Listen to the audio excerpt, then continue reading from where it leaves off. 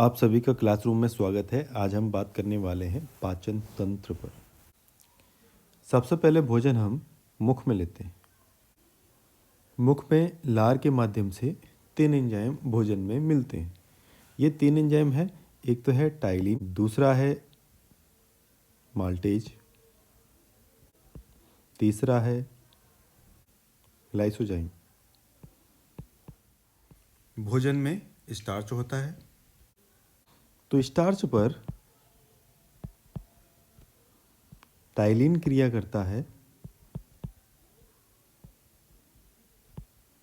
और उसे माल्टोज में बदल देता है।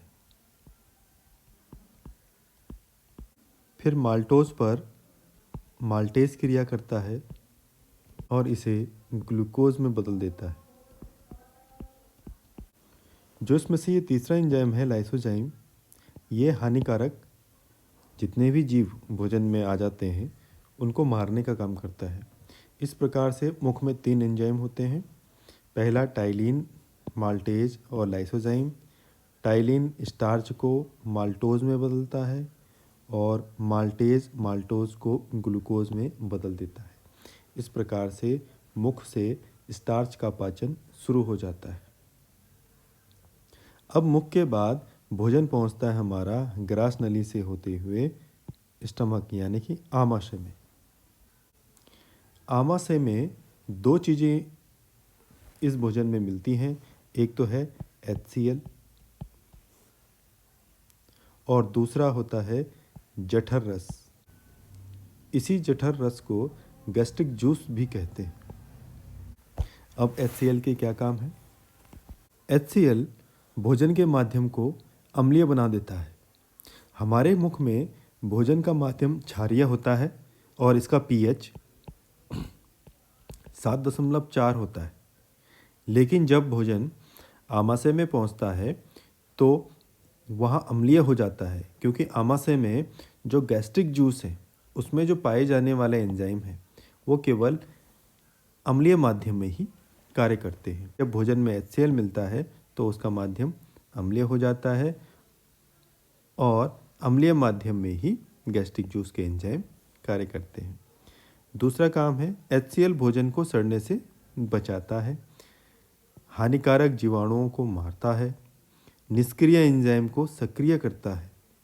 गैस्ट्रिक जूस के जितने भी एंजाइम हैं उनको सक्रिय करता है। निष्क्रिय प्रोरेनिन को सक्रिय रेनिन में बदलता है। तो ये HCl के काम है। गैस्ट्रिक जूस में यानी कि जठर रस में इसमें 4 एंजाइम होते हैं। पहला पेप्सिन, दूसरा रेनिन, तीसरा लाइपेज और चौथा म्यूसेज। पेप्सिन प्रोटीन को पेप्टोन में बदलता है। रेनिन मिल्क जो प्रोटीन होती है कैसिन, इसे आप ध्यान में रखेंगे, मिल्क की प्रोटीन कैसिन होती है। रेनिन कैसिन को कैल्शियम पैरा कैसिनेट में बदल देता है। लाइपेज फैट को फैटी एसिड और ग्लिसरॉल में बदल देता है। म्यूसेज आमाशय में एक रक्षात्मक आवरण प्रदान करता है। अब आमाशय देखिए, आमाशय एक थैलेनुमा संरचना है ये, और जब इसमें HCl, क्योंकि यहाँ पर HCl भी मिलता है, ये HCl भी यहाँ पर मिलता है, तो इस HCl से कहीं इसका आवरण ना नष्ट हो जाए, इसी को बचाने के लिए म्यूसेज कार्य करता है।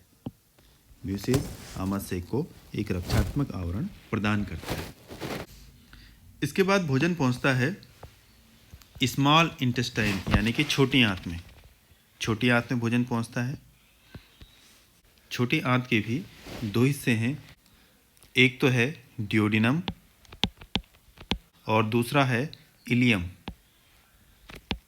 तो सबसे पहले भोजन, अब देखिए आमाशय में भोजन अच्छी तरह से पिस जाता है।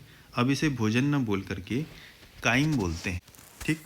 और अब यहाँ काइम छोटी आंत के सबसे पहले ड्यूोडेनम वाले हिस्से में पहुँचता है। छोटी आंत लंबाई में बड़ी होती है लेकिन चौड़ाई में छोटी होती है, यानी कि छोटी आंत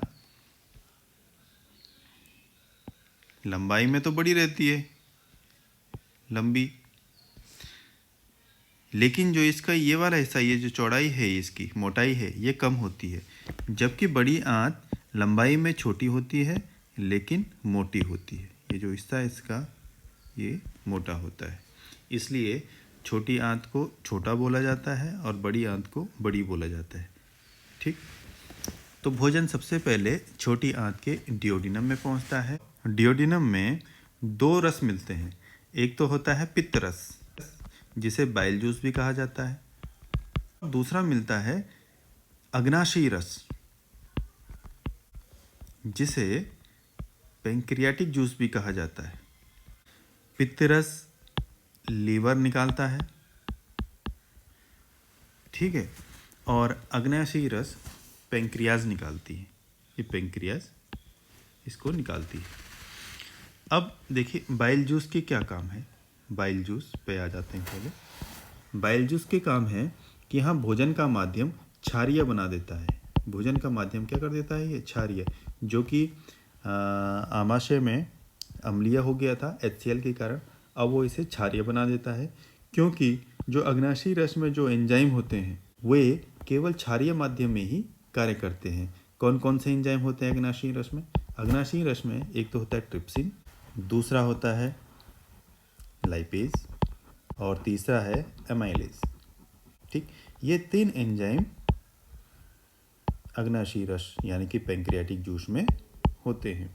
अब देखिए जो ट्रिप्सिन है, ट्रिप्सिन प्रोटीन को पेप्टोन में बदल देता है, जबकि लाइपेज फैट को फैटी एसिड तथा ग्लिसरॉल में बदल देता है। जबकि जो एमाइलेज है ये कार्बोहाइड्रेट को ग्लूकोज में बदलता है। ठीक, इसके बाद भोजन पहुंचता है स्मॉल इंटेस्टाइन यानी कि छोटी आंत के इलियम में। अब देखिए इलियम में क्या होता है। इलियम में जो pH हो जाता है अब वो 8 पे पहुंच जाता है, यानी कि क्षारीय हो जाता है, क्षारीय माध्यम में। और यहाँ पर एक जूस मिलता है जिसे बोलते हैं इंटेस्टाइनल जूस। इस इंटेस्टाइनल जूस में 5 एंजाइम होते हैं। पहला है सुक्रेज, दूसरा है माल्टेज, तीसरा है लैक्टेज,